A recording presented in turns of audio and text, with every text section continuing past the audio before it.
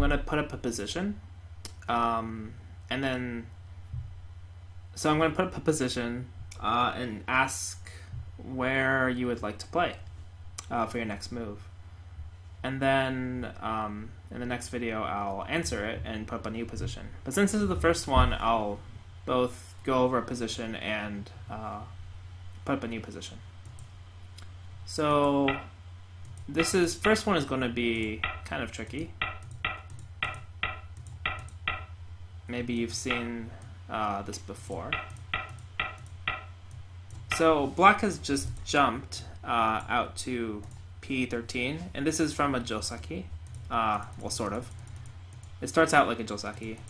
And this Hana is actually a situational move. Almost want to say trick play, but situational move.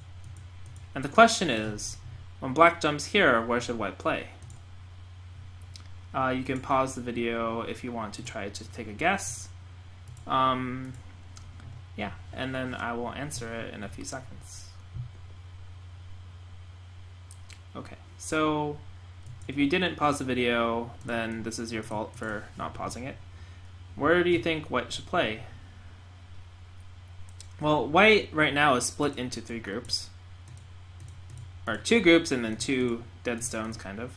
So this black corner is basically unkillable, and black has these cutting stones.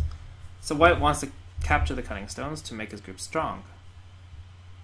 So where should white play? White should play here. And then here. Okay, with my stairs then, they're just like 3 cards. Okay. Yeah, and then white should make this exchange. So this threatens to capture black stones, so black will descend. And now the next move is really important. If you just Atari, then you can no longer capture these, right? You are short of liberties. So the trick is you should extend. If black, goes here, you can capture it. So black has to defend. And now you can capture these in a ladder, or in a sort of ladder net. It's pretty cool, right? So what if black ignores the descent and, jumps out here? Well, then you can squeeze black to capture. So it's pretty good move to know. And that's why this move here at P17 is a trick play. However, there are situations where this kind of formation is possible. For example, what if this wasn't a double approach situation, but black played here to pincer the stone first, and then attached, right? So approach, pincer, double approach, attach. In this case, now this kind of sequence doesn't work anymore, because after it's all over, right? So we already saw this exchange, then this exchange, and then this exchange.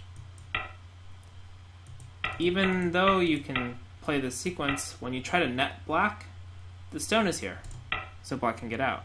And similarly, if it was a 2-space pincer, of course it works too. So you have to be careful. You can't just memorize the Joseki, you have to read it. But you have to be able to find that kind of Tesuji move also. Okay. I thought that was pretty simple, so I'll give another position. This one will be, I guess, an opening position, since that was a Tsumigo position.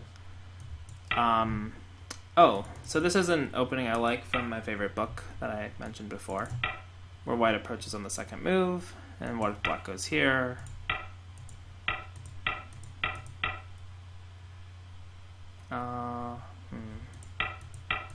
So this is kind of a Joseki.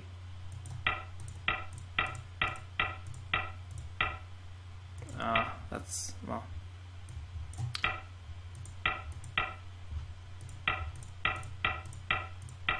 And white approaches and black backs off. So I guess in the next video I'll answer, where do you think white should play next in this shape? Okay, this is a short series, I guess.